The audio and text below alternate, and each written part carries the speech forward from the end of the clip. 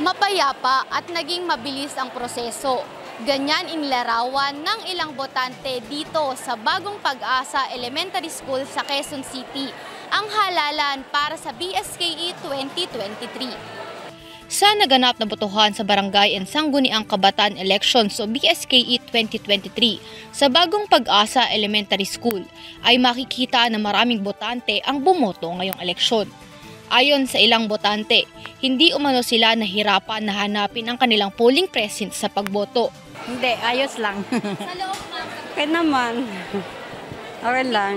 Okay, maganda. It's very organized. Hindi po ba kayo nahirapan na? Hindi. Okay lang. Naging mabilis rin umano ang proseso ng kanilang pagboto na umabot lamang ng halos 15 hanggang 30 minuto. Siguro wala, hindi naman mabot ng 30 minutes, 15 siguro 20, ganun lang. Wow, 45 minutes lang.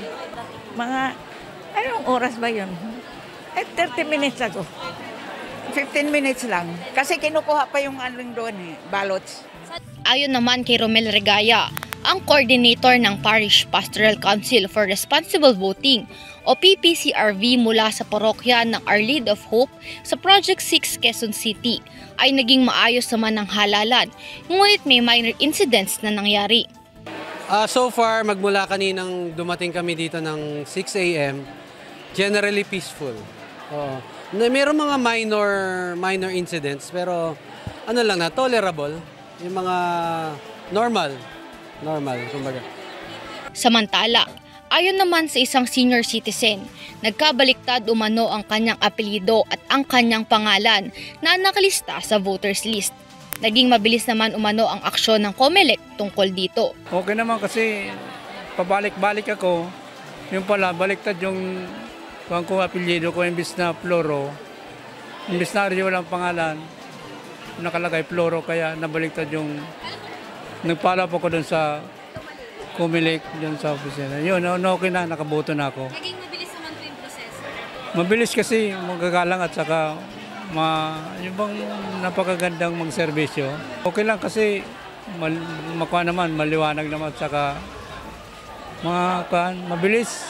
Nilinaw rin nila na ang kanilang samahan ay non-partisan at parish-based. Ang grupo nila ay inisyatiba umano ng parokya upang maging malinis at maayos ang halalan. Kami, non-partisan and parish-based. Parish-based kami. Kaya bawat parish may mga designated na volunteers. Wala kaming direct contact sa COMELEC.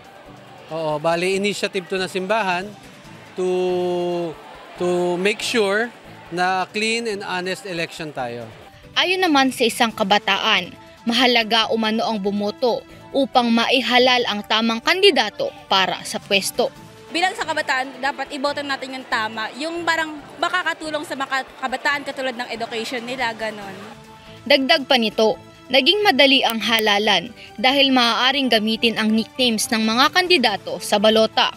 Man po yung process kasi may kahit mahaba yung pangalan nila, may shortcuts, yung parang yung nickname lang nila yung pwedeng ilagay tsaka mababasa na ng COMELEC yun.